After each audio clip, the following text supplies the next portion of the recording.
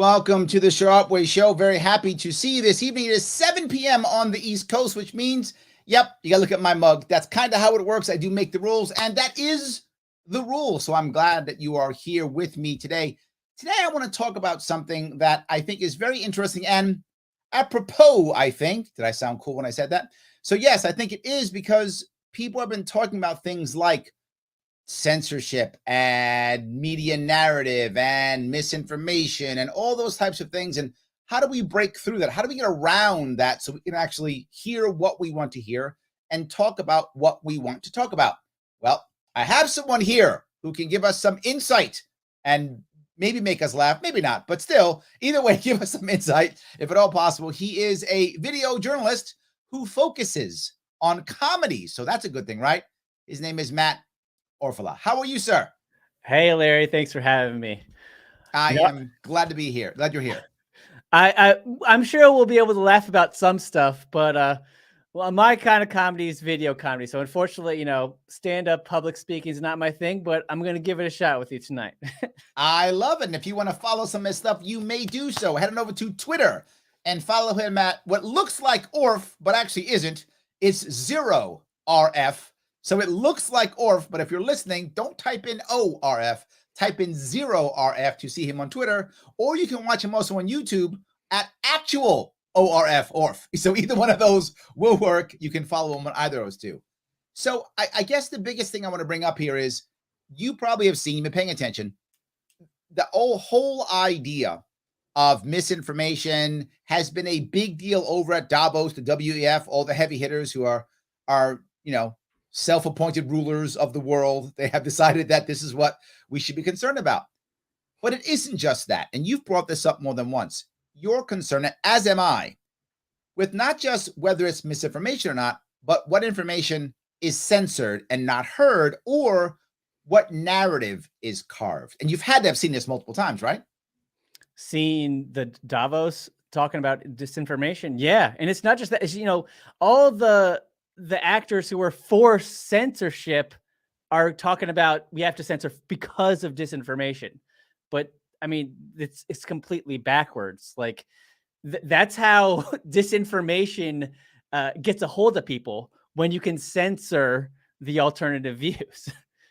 Yes, absolutely. Right. That is my problem that I have with this idea is, I guess if there was some magic way that I knew, right, I'm always right. Like if I knew I could always be right every single time, if I knew that to be true, then maybe I'd be okay in theory with pushing people out.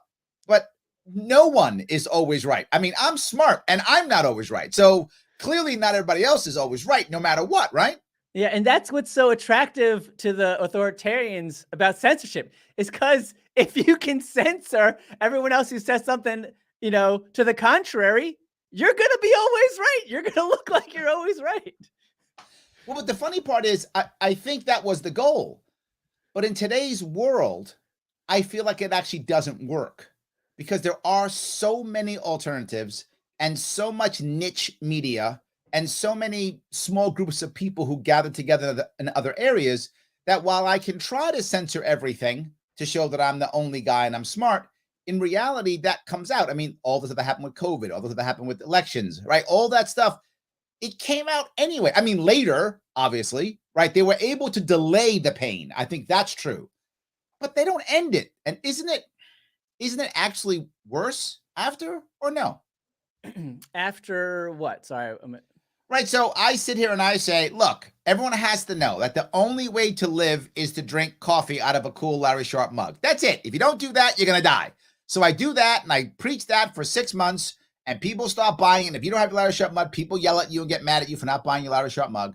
But then 6 months later, we realize, yeah, it meant nothing. Like the mug was nothing. It doesn't matter whether you drink the mug or not.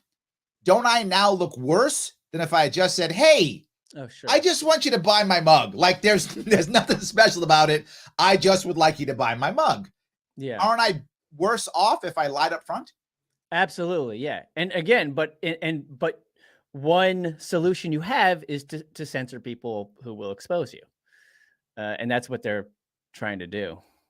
Yeah, I do see that. But they tried to do it from the very beginning. Like, Twitter files from Lee Fong, right? Oh, yes.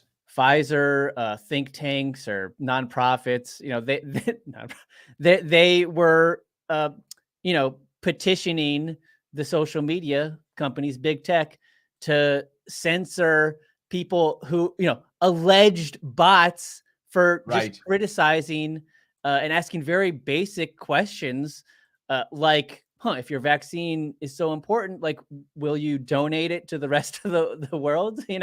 Um, and they petitioned big tech to censor those kind of Sure. tweets. Sure.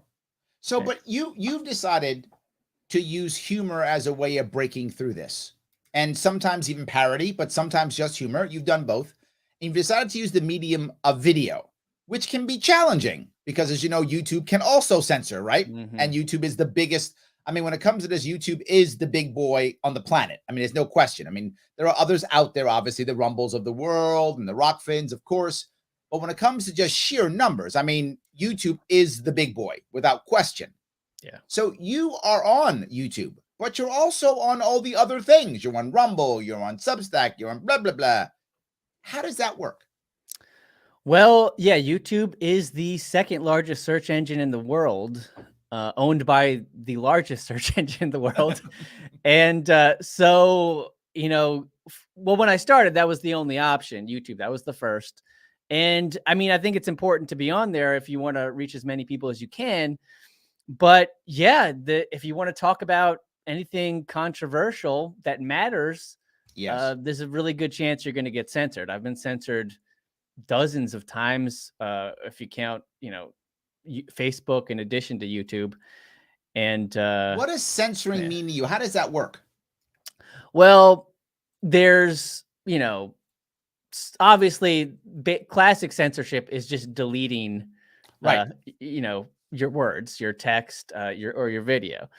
But there's other ways they do it. They'll suppress you. Suppression is a form of censorship.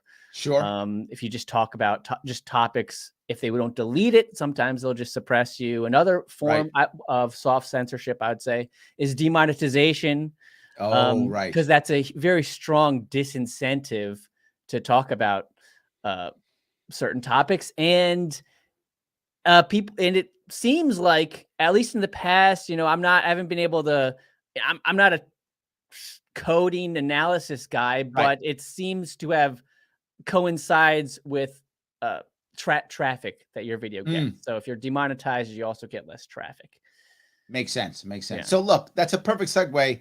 If you guys want to help me do that, then do me a favor, like this video. If you like what I'm saying and you want me to get around those algorithms, then do me a favor and click the like button. It is very helpful. That gets me out there, which is awesome. And if you're worried about me being demonetized, you can fix that by doing a super chat on Larry Sharp on YouTube. So you can do that if you want to. But either way, please click that like button. It is there. Clicking it does matter tremendously. Oh, I want to show one of your videos if I could, Matt. Cool. Let me just make one comment. Go ahead, please. I didn't mention, why go. Well, maybe it's self-evident, it's obvious, because you're going to get censored on YouTube, you got to go to these other platforms. But another big reason to go on these other platforms is when you get censored on YouTube, you can say, look, this, they just censored this video. Because if you didn't have those alternative sites where you can mirror your content, YouTube can say it is whatever they want to say it is. Oh, it was hate speech. It was, blah, blah, blah. And, unless you can show that they're lying, that's just going to, be the de facto truth. No, I like what you're saying, right? The point being, if you don't, this gives you the receipts, if that makes any sense, right? Exactly. It's essential. It's so important. Yes. So we have to go into the Rumbles and the locals of the world to do that. But man, let's go to the next step if I could for a second. Doing all of that, right? I know, to be forward, I got shadow banned right when COVID hit, horribly. My views and traffic went down literally 85% within a couple days, just slaughtered. I used to just do my show on one thing. It was like just on YouTube or just on Facebook. But I got so hammered and so shadow banned. I now have to stream this on 8 different platforms and then reload it up on 3 or 4 others. I'm on like 18 different platforms now. right? What a pain. Yeah. What I mean, I have to rely on volunteers to do this to help me out. I got to have some staff to do this too. I mean, it's a lot of work to make all that happen. Is it worth it for you, Matt, to do that, or should you just sell out and talk about puppies and flowers and Yeah, just I don't get in can't do trouble? that. I can't do that. Like, it's just too I can't do that. So obviously for me and, anyone who's like, when I see something's getting censored, like, that makes me more interested in it. There's that Right. Streisand effect. It affects me. And, I'm the type of person that's like, I'll really dig in. Like, I want to find that primary source material. And it's not always easy, right? If it's not always Sure. backed up in a bunch of places, and if at all. And so, yeah, I want to cover that stuff. Because very, very often it's the takedown, for whatever reason it was taken. It's totally misrepresented. Right. Right. Yeah, but there's something that we saw on Twitter which actually bothers me more. I always assumed that the reason why they were censoring us or beating us up was because some algorithm came in. It was some bot that did it, right? So that it picked up, Matt said the bad word, whatever is the bad word of the day. Yeah. The bot picks it up and goes, aha, bad word, trash Matt, right? Now that's bad, don't get me wrong. But we found out from the Twitter files, no, it was people. It was people who said, no, Matt said the bad word. That actually bothers me more. Yeah. If it was just a bot, at least now that means I could go to a human and the human go, oh, that's dumb. Let's put Matt back up. Don't worry about it. But when it's actually people, that means we can shame them into doing the right thing. And I think you've seen it happen before, right? They get so embarrassed or ashamed to go, well, the alleged right thing. Kidding. Yeah. The so-called right thing. Yes. Then they just change and go, okay, let me just do this. Yeah, it's awful. It's worse. It's so bad. We've seen it in the Twitter files. I want to mention some fairly recent Facebook files that came out as a result of the lawsuits against the Biden administration being filed by, I think, the Attorney General of Missouri and Louisiana, and generals of Louisiana and Missouri and Louisiana. Okay, it's attorneys general. Attorneys General. Okay, thank you. Yep. They found that Joe Biden's digital communications director, Rob Flaherty, was communicating with Facebook and, heads high ups to delete content that was critical of the Biden administration policies. That is so screwed up. Absolutely. And that what this case is about is that a First Amendment violation, because this is the government. This is the Biden administration coming in and pressuring big tech to censor. And I absolutely believe that's a First Amendment violation. There's a part of me that actually is, it's going to sound crazy. We're going to be mad when I say it, but there's a part of me that actually feels for the people of Twitter and Facebook. Don't get me wrong. A bunch of them obviously were happy and gleeful to do their jobs. But I bet there were others who were just scared. I bet there were some people there like, wait a minute, are they going to arrest us or shut us down if we don't do this? Like, I bet a bunch were actually also intimidated. So I'm sure there were people who yay, let's get these guys. I'm sure those people were there. But I'm also assuming there were some people who were just doing their job, didn't have any, malice towards left or right. And then all of a sudden the government agents are going, well, you should. And they're like, well, now I'm scared. Now I'm scared for my own self.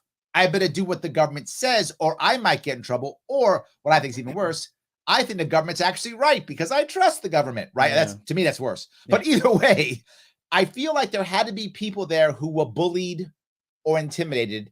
And it wasn't just a bunch of people who wanted to hammer people. Absolutely.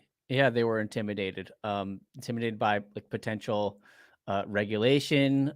Also just the, the Washington smear factory and the media smear machine, just like they attacked Musk, very recently, because he said he was going to shake things up, and he has with the Twitter files. So as soon as, it was clear he was going to do that and go against the establishment's wishes and narrative, they smeared the hell out of him. Everything under the sun, personal smears, relationship smears, and then the hate speech on the platform smears. What people don't remember is they did the same fucking thing to Jack Dorsey. The same thing, except under Dorsey, it was there's all these Russian bots and Russian accounts, and Jack Dorsey, what is Jack Dorsey going to do anything about it? Jack Dorsey is evil, and they smeared him just as bad and framed him just as bad as they're framing Elon Musk now. Absolutely true. Yes. Yeah. And the other part is, go ahead. I'm sorry. Well, and the Twitter files has shown that, all the internal Twitter communications and, internal little investigations showed that everything that the media was saying about Russia bots on Twitter was bullshit. And I'm telling you, and you're going to see more. Yeah. I completely agree with what you're saying. I've no argument at all, but they make it to where they simply have to make the guy the cartoon villain, right? No matter what. Like all of a sudden Elon Musk is a right-wing crazy conspiracy guy when the guy votes Democrat most of the time. So whatever you might think of Elon Musk, whether you like him or hate him, whatever, to call him some crazy right-winger, the guy was like supporting Bernie. Like, I don't know what you're talking about, right? He's not some crazy right-winger. Again, regardless what you think of him, whether you like him, don't like him, think he's an evil billionaire or whatever you think of him, they just have to make him the thing so you can now discount everything that comes out. And now anything that comes out is, well, clearly that's now right-wing propaganda now, right? Yeah. And you say, those terms, right-wing and left-wing, those are the most common slurs of our time. They're just slurs. They're just they're just insults, just thrown about just to discredit people, and to signal that don't pay attention. He's just a right winger. Don't pay attention. There's just a left winger. Yes. Those terms have no other purpose today. They mean nothing else. They are just, pathetic slurs. Meant to disgrace. Yeah. Right. Meant to disgrace. Whatever it is. If my audience is left, I just call Matt a right winger. We can ignore him. Yeah. If my audience is right, I call him a left winger. We can ignore him now. Exactly. That's it. That's all that matters. Now we can ignore him. But let me go through one of your videos. This is the one from a fairly recent one from COVID. If I could show this one, and the reason why I want to bring it up is I think it's harsh but funny. It's kind of both. If I could show it, let's see if I can get this here. Oh, no audio. Do you have audio?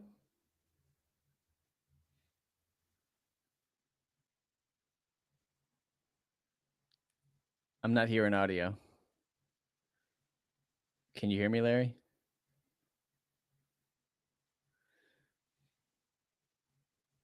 There's no audio. Oh, you can't hear it? No.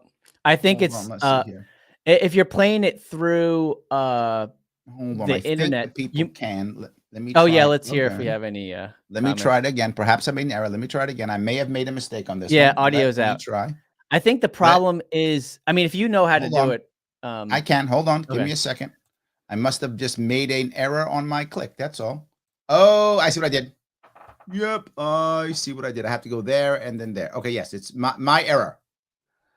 There we go. This should be fine. Tonight, growing fears for COVID's youngest victims. We're talking about how horrible, how much of a risk it is to children. This virus is capable of killing children. It has already killed hundreds of children. It's getting our kids. The more cases you have, the more deaths among children. Tragic deaths. Coming for our children.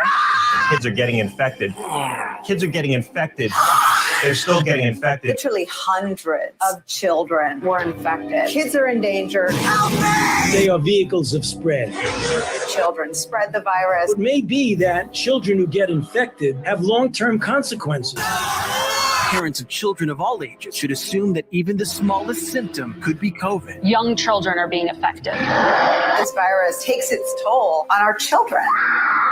This is killing children. Children have died. Children have died. Children could die every day. It's killing children. Killing children. COVID-19 is disproportionately killing children of color. Children die of COVID. This is killing kids right now. It's taken children's lives. Really hitting at children. Death, morbidity. It is picking off young people like we've never seen. Deaths from COVID are incredibly rare. Wait a minute. Among children. A death rate Can't be of right. 0.0000000. It doesn't matter how low the risk. Risk to children. The danger for children and the need for them to be vaccinated. The only chance these children have is masking and a vaccine. Millions of parents across the United States desperate to get their children under 12 vaccinated. Unvaccinated kids are at risk. Children are at high risk. The unvaccinated are putting kids at risk. The unvaccinated are a risk to young children. I need to be now careful for my children because of all the unvaccinated people around us. If you are not vaccinated, do not go around children. America shouldn't be sending unvaccinated kids to school. Growing concern about unvaccinated children. It's like we're playing with the lives of children by not isolating ourselves until things are under control. Don't come out and infect my great-grandkid. You lied about your vaccine status and you sneeze on my grandchildren? That could be a crime. I'm more worried for children than I've ever been. Growing crisis for children. The number of kids infected with coronavirus is reaching alarming levels. Alarming The numbers. alarming surge in the number of children infected with COVID. It's crucial for students 12 and up to get vaccinated. We need these vaccines pretty urgently. It really is a very urgent situation. We need to raise the level of urgency. The sense of urgency. Since we've been vaccinated, how dangerous is it to be near our grandchildren? Parents grow increasingly concerned. Deeply concerning. Leaving many parents concerned. Parents concerned. They're still The concerned. reports are deeply concerning. Kids are starting college in 3 weeks and they're not going to be alive. So I feel like I'm sending my son Not gonna into a be alive. situation where it will be hard to protect himself. Students who did not get vaccinated were disenrolled. Asymptomatic students who test positive are ordered to a room where they spend 10 days in confinement. Food is dropped off once a day at the door. Wow. Doesn't that sound Crazy. extreme to you? Our updated guidance actually says you can leave isolation after 5 days if you can wear your mask all the time, Just 5 including days of prison. being able to eat meals alone so that you are not infecting others while you eat. From your data, ages 15 to 24, the risk of death is at 0.001%. Yeah, here's what I'll tell you. I'll tell you that children. There we go. So I just thought that was an interesting piece for us to show. And the reason why I bring this up is twofold. One, if you watch CNN and or MSNBC, you saw that every day. Like every day. Of course you were worried and concerned. But if you didn't watch MSNBC or CNN every day, you never saw this. Right? So literally, if you watch this, you honestly think COVID's killing kids left and right, just destroying them every day. They're just dropping dead like flies. And then the data comes out going, not even close. Not even close, right? Nowhere near that. But if you're not watching MSNBC or CNN, you're like, why are you so scared? But here's the hardest part. The elites in our world, they watch CNN and MSNBC. So the people who are making the decisions, the people who are the elites in our elite, institutions, in our colleges, in the halls of our capitals, they're all watching CNN and MSNBC. How do we get them to watch this video, Matt? How do we do that? Well, just share it. Do you know what I'm retweet saying? it. Yeah, you just share it and retweet it. I guess the thing is, yeah, that is the big problem we have is, the polarization, the bubbles we're all pushed in. Social media can exacerbate that, but it doesn't have to. And the more conscious, we are of that issue, we can try to avoid it, but, by just recognizing the potential bubbles we're in and searching for alternative opinions, and following a variety of But my opinion. worry here is, I mean, this is my one of my bigger worries, right? Right. So I watched the video, and if I'm already thinking, well, Orf is this right-wing extremist, right? If I already think that, does this not affect me? Well, it's propaganda, and I don't watch it. Yeah. Right? Do I do that? Or, and this is the thing, that was a funny video. People are watching. I'm getting comments. They're laughing. They're liking it. Right? So it's a funny video. You got a bunch of views on it, right? Over 10,000, 20,000 views on it, right? Whatever. You got a bunch of views on it, right? Well, I mean, I think that one's definitely suppressed because, it's got like the COVID notification auto thing on it on YouTube. Absolutely. But my point being, does the comedy break through? In other words, if I'm that person who goes, Matt's just some crazy right winger. But if my friend shares it with me anyway, goes, look, Larry, I know you think Matt's crazy right winger. Just watch the video. Stop complaining. You're my friend. Watch the video. And I go, fine. I'll watch this crazy guy's video. So I watch the video. Is that what gets me to go, huh? And that's a question. Do you think it's working? Do you think the comedy, I know you enjoy doing it. I know you want to do it. I know this takes you time and energy, right? This didn't take you 5 minutes to put together. This took time for you to research, edit it together, write the whole thing. I know this took time, right? So it's not 5 minutes, right? So you're working on it. Is it working? Yeah, I think the comedy aspect absolutely helps. Just entertainment helps, period. And I mean, but also I think what helps is I try to make these videos as concise as possible. And, you're just seeing each one of those clips, it's from a larger segment, right? And if to be able to see this condensed into like under 5 minutes, I think, people, they'll check that out. If you were to send your friend, hundreds of videos and articles, which is what I go through to put these things together, then, the fat chance that they're going to check that out. So that, so I think that's, that helps. There we go. Smog says, Larry, can you drop the link to that video in the YouTube chat? I can do you one better. You can just head over to YouTube and go to his channel. There's a lot of other videos just like that there also. Head over to YouTube at Orf, O-R-F, if you are listening to this, O-R-F, or follow him on Twitter at 0RF on Twitter. You can follow him there and check out all his stuff and follow him and check out all his videos. So I did one better for you, Smog. Even better. So yes, absolutely. So in addition, guys, if you're watching this and you're liking it, please hit that like button. If you think it's funny and interesting, please do so. But one more thing, if you can, support my sponsor. My sponsor is theadvocates.org. While they don't always have the cool, funny stuff, they don't always have that. They have some of it, but they don't. What they have is a bunch of very cool quizzes and surveys that people take, and you can take it, see where you land politically, and share it with your family and friends on social media. You can share this, and maybe they'll go, that's interesting. And then they'll see you're also sharing this right now, and they'll watch it. And you can then move them towards the right way of thinking. So please go to theadvocates.org. Take that quiz if you can. It's very helpful for me. And if you happen to be watching this on Twitter, then please retweet this right now. Right now, just hit retweet so that other people can see it. It really does matter. Let me grab a couple comments if I could. I got a bunch of them.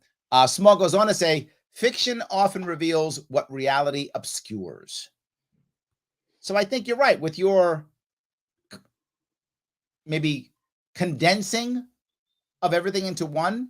I think that fiction actually makes it look almost like it's real. I like it. And the part that you added all the little movie clips. I think that piece really changes a lot. Right? Yeah, thanks. I think that helps it, keep it a little entertaining. Obviously, it's basically parodying the media as a horror film, right? And that is the picture they were painting around COVID.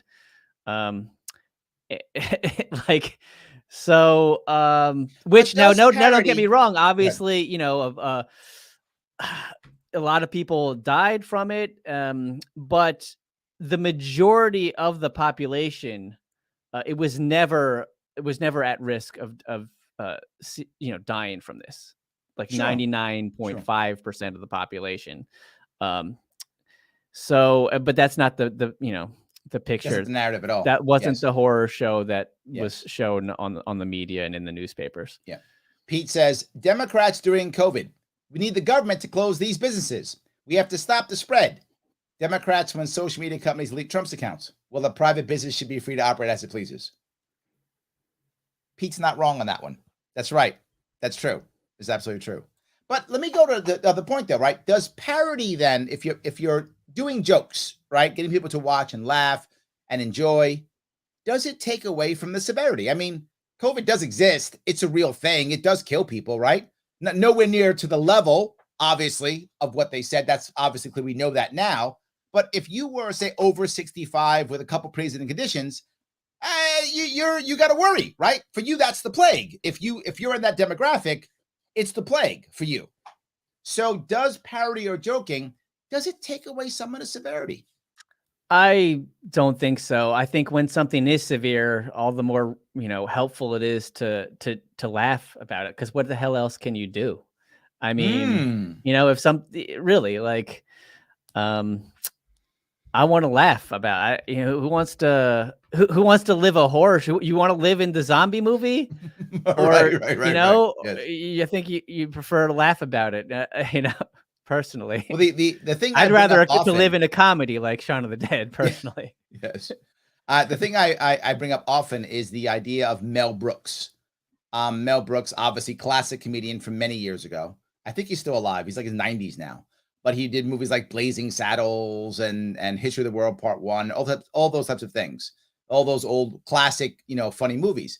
Mel Brooks is Jewish, and he was literally in the military in Europe in the army during World War II, and he lost family members in the Holocaust, right? And that guy joked about Hitler like there was no tomorrow. Like he joked about Hitler like all the time, like day in, day out. He's always joking about Hitler. And the guy was literally Jewish, literally in Europe during the war and lost relatives in the Holocaust. And he did that. And I think this goes to your point. He's like, I'm going to laugh about this. Yeah. Almost like a self-defense mechanism, I would guess.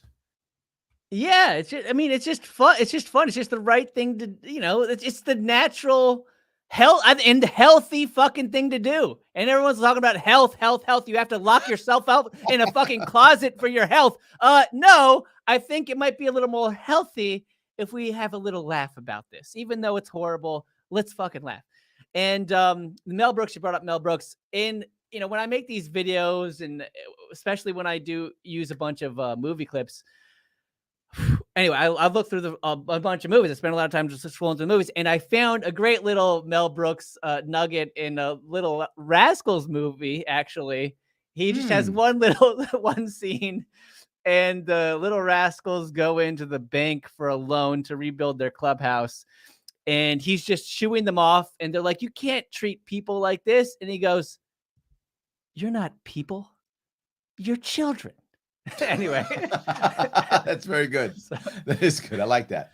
So Joel says, my daughter thought she was going to die. I knew a lot of people who did. Yeah. And one of the things that scared me is, right, we're talking about this idea of misinformation or whatever the case may be. I remember here where I live in Queens, New York, seeing young people outside running. They're clearly fit. I know they've got the vax. They're running and they're wearing a mask outside alone. Yeah, it's nuts. Wow.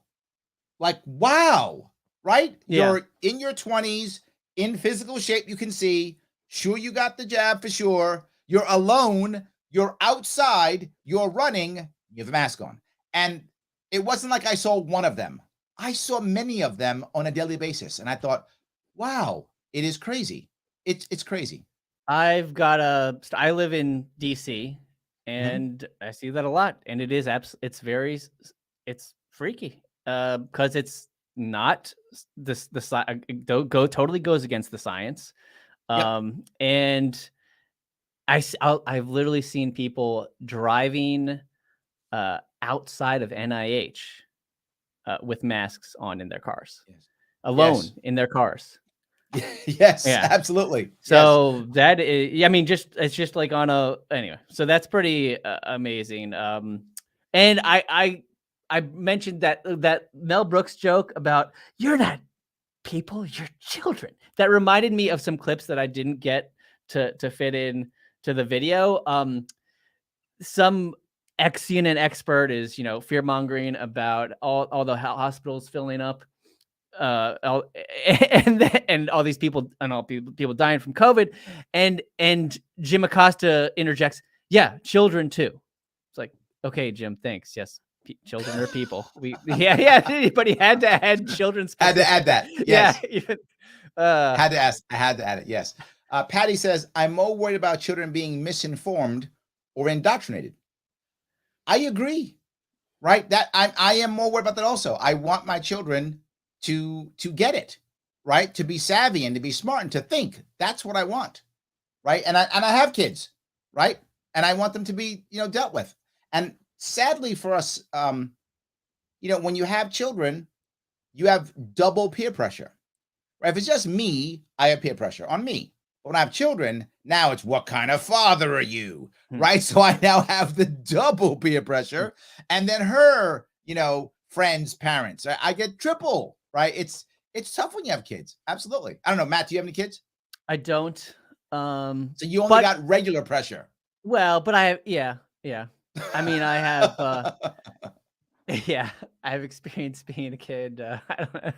Yes, there we go. Kevin says, I can't believe anyone fell for that. But the point, Kevin, is if you're watching, this is the thing, particularly if you're older, right? Yeah. I remember this, and a lot of you youngsters won't get this. But if you're my age or older, CNN, you still remember it as the true source for real news. Because in the 80s and 90s, it was almost the only source for real news, right? That was, and when the Gulf War came, it had the correspondence there. CNN was the thing, right? You believed it, and that's still kind of in our heads. If you're older than me, you remember the Walter Cronkites of the world, right? How those people were the real source for news, right? My age, we remember CNN being the source for news. So there is still, I think, that image or feeling in my age group and older that, well, it's CNN. So if they say it, that means it must be real. And there are a lot of people who still buy it. Now, the youngsters, like my daughter, my youngest daughter is 19.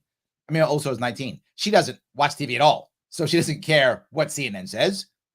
But my age group, we do. It's an issue. Yeah. And what sucks is YouTube. We talked about how it's got these big censorship problems. And what they will do, I didn't mention one of the biggest ways that they censor. And that is they have these separate tiers. They have they recognize what they call, quote, authoritative sources. Right. And they consider, what do they consider authoritative sources? All the traditional news outlets, CNN, New York Times, MSNBC, NBC, CBS, ABC, all the networks, and they promote those in the algorithm. So it's just awful. and so when you search anything, you're gonna get most likely, at least one of those things at the very top, and certainly they'll be, filling the top section more than they would if it was a completely, organic, search like it used to be, which would just be based on, how many times is the term actually uttered in the video, how many people like the video. And that brings me to another huge form of censorship on YouTube, and that is they've disabled the like and dislikes. What do you mean? So you can still like and dislike a video, but they don't let you see it anymore. They don't let you see the tally anymore. So you used to be able to see the tally, and that was a very good indicator of whether, this video was junk or not, whether it was a scam or not. And very often, because, news segments often are total BS, the CNN and other news sites, their authoritative sources would get downvoted. a ton, especially because they were promoting them in front of people, when it wasn't what they were searching for. Right.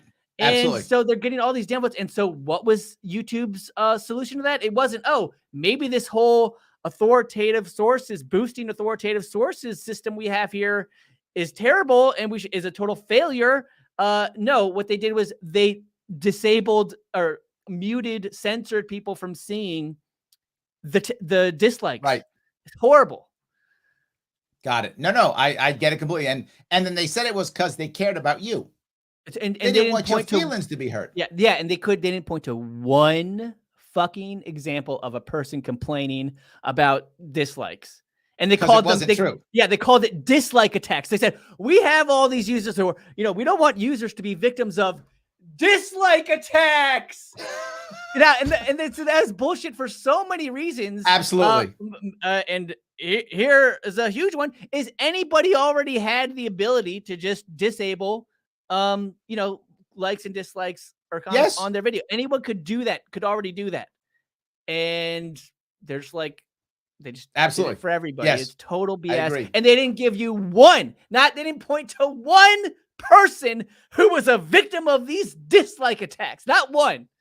Speaking of that, don't dislike attack me. Instead, like attack me. Do that instead. Click that like button. If you like what you're hearing, please do it. It does matter. Click on that like button so that people know that you like it and people want to watch it. Help me get past those algorithms. And of course, follow, if you would, Orf on Twitter at 0RF, or follow him on YouTube at Orf on YouTube. Either one of those works. And if you're watching Twitter, then do me a favor. Retweet this right now. If you do that right now, it's going to help tremendously if you could. Let me grab another couple comments if I could. Let's see here. Thomas says, War of the Worlds radio broadcast, the first accidental fake news. That's actually true. But the funny part about it is if you ever heard it, they actually say they have disclaimers in that radio broadcast. This is a fictional portrayal, right? This is a story time. They actually said it, and people still thought it was real. Like, they gave the disclaimers, and people were like, nope, I think the aliens are coming. So I don't know. But let me go to that point if I could, right? This is important here, I think, at least, Matt. Are people looking for comedy and going to alternatives like you, Matt Taibbi, others like that, right? Are they going there because they don't trust institutions? Or are they not trusting institutions because they're seeing what guys who are not institutions are doing? Like, which one do you know, right? I mean, the reason why I bring this up is if this was 10 years ago, there's no way a guy like Matt Taibbi gets the Twitter files, right? It goes to a mainstream media personality. It does not go to Matt Taibbi. But now it goes to Matt Taibbi, right? That's a new thing in our media world. Which do you think comes first? I mean, it's both. Obviously, you don't trust the mainstream media. You're going to go to independent alternative sources. And when you read stories, which unfortunately are almost only found on independent sources, about how terrible the mainstream media is, how much they lie. Right. Obviously, you're gonna follow those independent sources more, as you should, if they're doing good reporting. Good, honest reporting. Speaking of Twitter, Steven's busting my stones. He says, remember that time you thought Elon wouldn't go through with buying Twitter, Larry? Look, I will put up all the videos, all the stuff. I don't mind. He's busting my stones. What I said was, my bet was nothing would happen in 6 months. And I was right. Nothing happened within 6 months. Right after that, he purchased. Why? That's when his time came up that if he didn't buy it, he was going to wind up losing money to his shares. So he kind of had to. He's going to be forced by the courts to buy it if he didn't do it. And he had to go sell. He had to sell shares so he could make money so he could buy the damn thing. So, yes, you're right. I did say he wouldn't. But if you remember my specifics, it was 6 months. That's because of his lawsuits and because he was actually finding a way to get rid of Tesla stock. And that's why he was forced to buy Twitter. Anyway, besides the point, you are correct. I was incorrect in what I said. I surely should have couched it better, but you'll never see CNN or MSNBC admit to being wrong like that. I will take my lumps. It's fine, Stephen. You take my lumps. But either way, I am happy he bought Twitter. So one of the times I'm wrong, I am very happy that I was wrong. This is a good thing for me to be wrong about. How about that? Is that okay, Stephen? I'm glad I was wrong about that. There we go. That's something at least. All right. In any case, I don't want to, I want to keep doing that. All right. The scientific libertarian says, boss, why aren't you wearing a mask? Me, I'm the only one here. Boss, I'm here now. Me, well, don't be then. Well, there we go. Yes, that is one way of doing it. We do have a freedom of association, don't we? Am I wrong? You have a, I wonder what is your arrangement with your boss? He's like, "Are you sure you're not the boss?" Exactly. Speaking like it. Maybe he's the boss. Yeah. That could be true. Yes, absolutely. So yes, all good. All right. Brian says that just shows what people were ignoring. That people were ignoring advertising portions of the show by the time the War of the Worlds. Oh, interesting. So maybe they were up and they were going to the bathroom or something when that was happening. They weren't paying attention. That could be it. That could be it.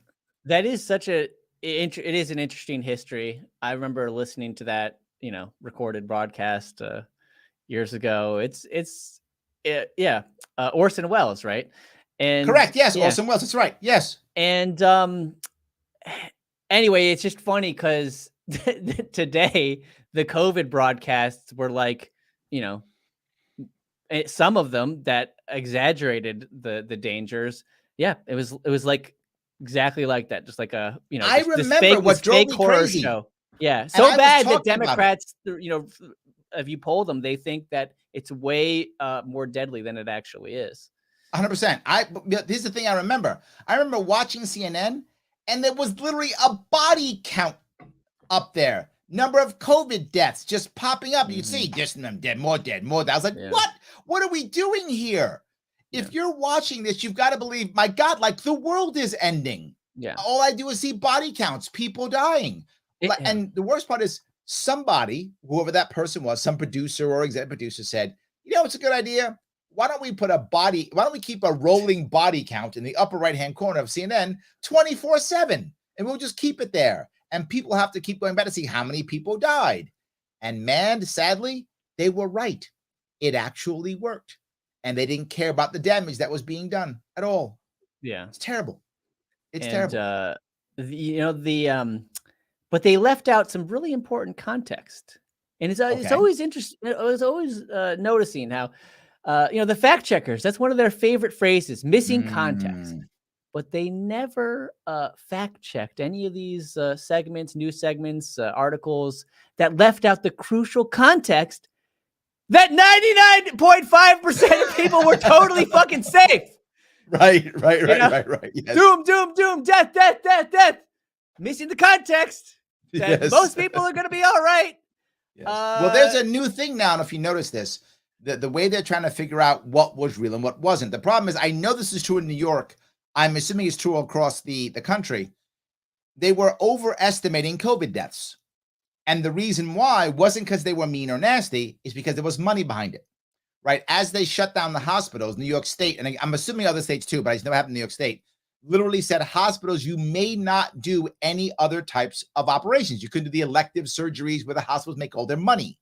So the hospitals were losing money. So as the hospitals lose money, the government said, don't worry about it. For every COVID patient you take in, we will give you X dollars. It was like $26,000, something like that. All the COVID people you take in. So they were giving them money. So you come in with a broken arm, they test you for COVID, you're positive on COVID, they call you a COVID patient. Was it really 2,600? How much was it? I think it was 20 some odd $1,000. Jesus, 7,000? Jesus. I think it was. I'll check my numbers, but it was something like that. It was five figures. I'm sure it was 5 figures. Wow. So yes, it was 5 figures. So they're getting money. So they're like, yeah, everybody's COVID. So literally you get hit by a car. I'm not joking. This is true. This is fact. You get hit by a car. They drag you in. You die on the operating table. They check you for COVID when you came to check for COVID. The person died. Did they have COVID? They had COVID when they died, but they were hit by a car. But they had COVID when they died. That was considered a COVID death. And again, the governor at the time, Cuomo, he said this. He called them presumed COVID death. That's what he called them.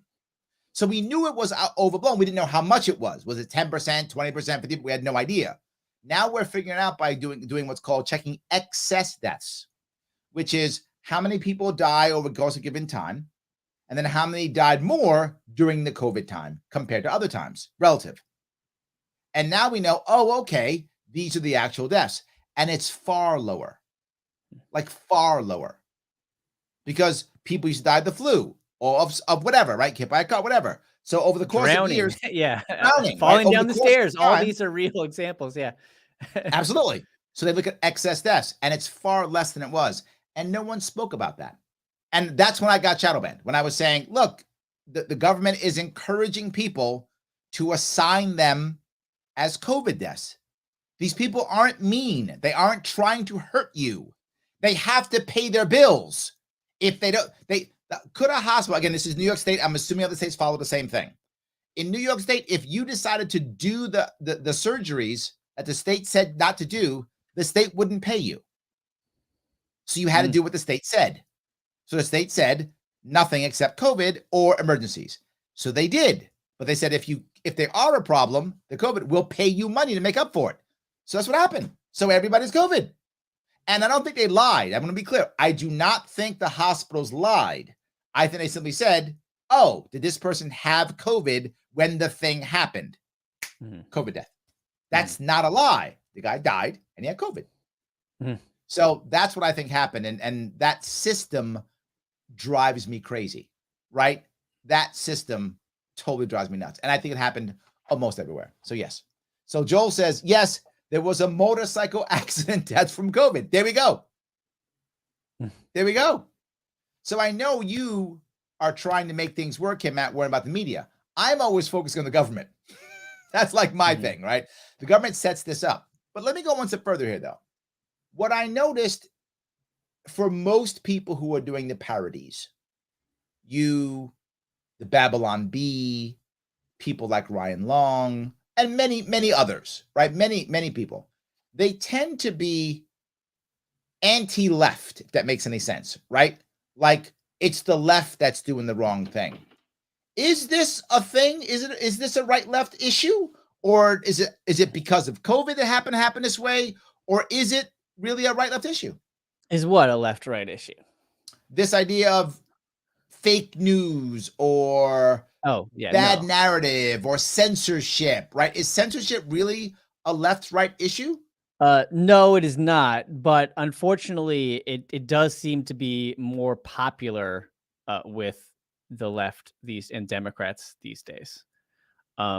Like because they, they'll just pull more favorably, saying that we need to censor the internet. Of course, I don't think it's phrased, we need to censor the internet. It's like, oh, we need to moderate the internet. Right.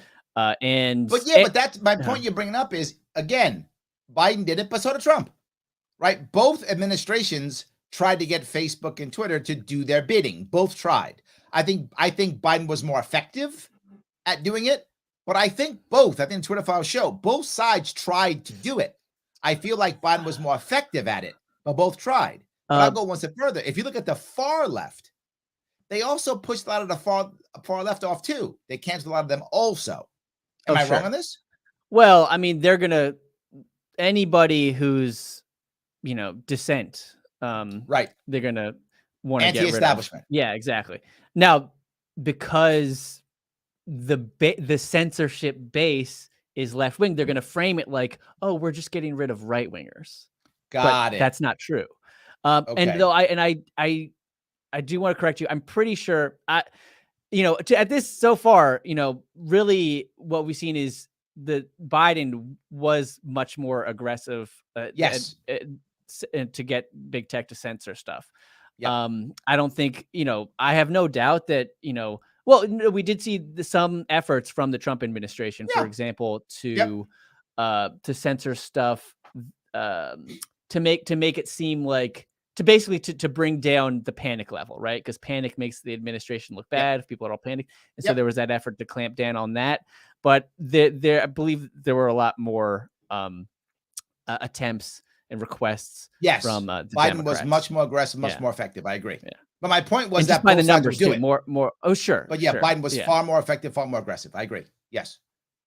And effective because, I mean, remember the big tech.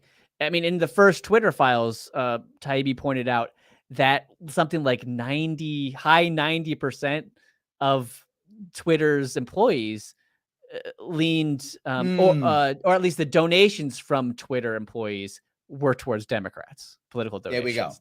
There we go. So Patty says, yes, I lost a few friends from COVID over a 2-year period, but the first month of this year, other illness took more I have known than COVID did. So I agree with Larry, false counting. Oh, there we go. So someone's on my side. I like that. Yes. The scientific libertarian says suppression of speech is anti-science. It forced people into echo chamber niche groups that were easily manipulated by anti-vaccine groups. If they were allowed to argue about vaccines, they would have opposing opinions to contend with. I agree. Not reassurance about their beliefs. This is true, right? And I'm not anti-vax at all. I mean, if you want to get a vaccine, please get them. I don't have a problem with that at all. But I think his point's a valid one. You should be thinking about your health the smart way that makes sense for you. And I think if I was over 65 with 2 breathing conditions, I'd probably be running to get the vaccine. There's no tomorrow, right? Because I'm ready to be killed by it, right? Mm-hmm. So I'll take my chances with a vaccine if I got a thing that's going to kill me. But if I'm 17 years old, why the hell do I care? Mm-hmm. Yeah. Why do I care? Yeah. I'm 70 and I got diabetes and heart problems. Maybe I go over and do it. Maybe I do. I'm 17. What do I care? Yeah. Now, a big part of the push and marketing to everybody was, even if you're not at risk, do it for everyone else, right? Because right. And the line was, quote, nobody is safe until everyone is safe. That's right. Look for another video on that because that's a good one. But here's the thing is that, the idea that this vaccine was going to make everybody safe, or you getting the vaccine was going to make people safe, that was bullshit because it didn't prevent transition, and it waned like crazy to becoming totally not effective after a couple months. So, right. That was just complete bullshit. So I can sympathize. I mean, it's why did so many people get vaccinated? They were straight up lied to. I mean, yeah, or just afraid, totally misled, just afraid. Yes, afraid based on lies, and also pressured based on lies. So so afraid for their own lives and afraid for their family losing their job. Sure. Oh my God, absolutely. But infecting an elderly family member. I mean, these are all reasons we would all get vaccinated. I mean, so I get it. I do. I totally get it. So let me go to the last piece if I could. And that's the mainstream media. I feel like it's working, right? I mean, you're in it. So that's why I asked you. I'm an outsider looking at it. And as I look at it, I feel like the comedy thing's working. I feel like guys like you and others in your world, I think it's having an impact. That's my thought process. And my evidence of this is not just because I like it, which is just one thing, but that the mainstream media is trying to now steal it, right? Fox News has Gutfeld on 11, and he's all comedy, right? He does serious things, but it's comedy, and he's killing it. He's beating all the other cable news networks. So now they're considering trying to get comedy at the same time frame. Looking at the newest thing is they're trying to get, I think, Bill Maher to get like a CNN show, or like Jon Stewart to get a CNN show or something like that. Well, they want to go up against Gutfeld. They want to beat Gutfeld. Yeah. And look, if I was them, I'd want to beat Gutfeld too, right? Wouldn't you? If you were CNN or MSNBC and he's killing it with what he's doing. Okay, now we got to get our guy to go beat Gutfeld, right? And I think that's what makes me feel like you're winning, if that makes any sense. Because now the mainstream's like, you know what? I'm going to do this. What do you think?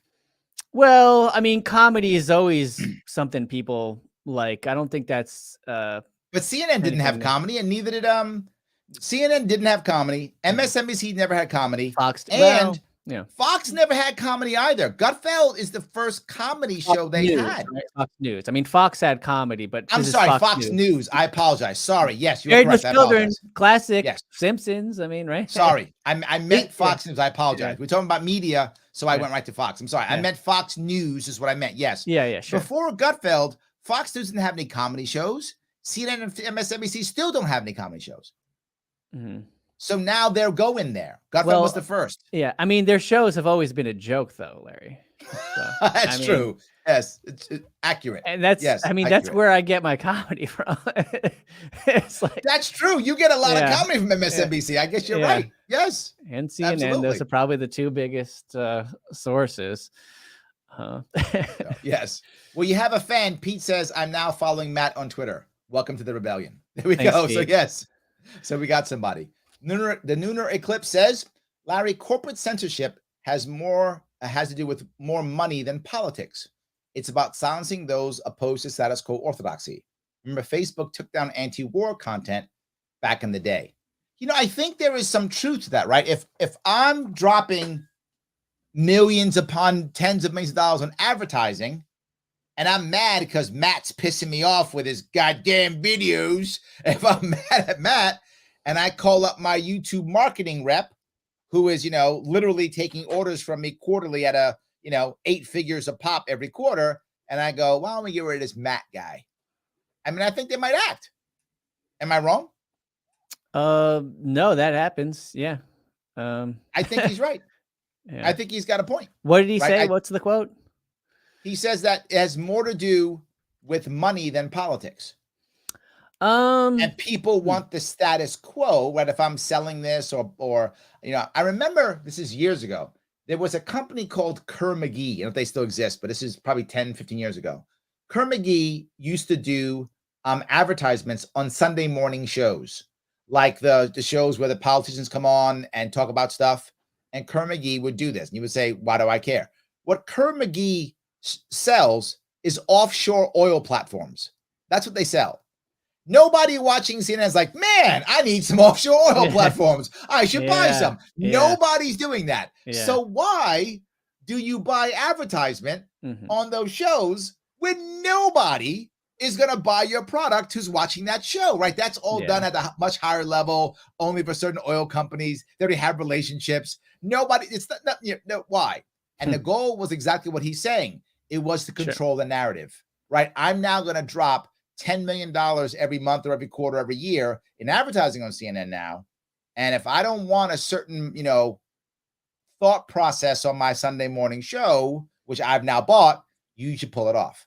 Sure. I think that's where he's going. Oh yeah, no, that's absolutely a thing. Yeah. Big. Yeah. So that's, I guess, is it really left and right? Maybe, but I think it's more to your point. It's establishment, right? It's establishment versus anti-establishment. Yes. I think that's the key piece, if that makes any sense. Yeah. And that's why,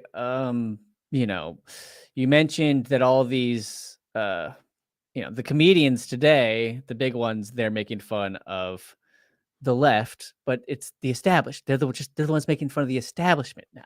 Right. And back in the day, I remember the Bush administration really well. That was probably the peak of, liberal comedy making, because they were attacking the establishment. George W. Bush administration, that was the establishment. And what they were doing, they were supported by Democrats too. I mean, the Iraq War and everything. Joe Biden, Hillary Clinton, they both voted for it.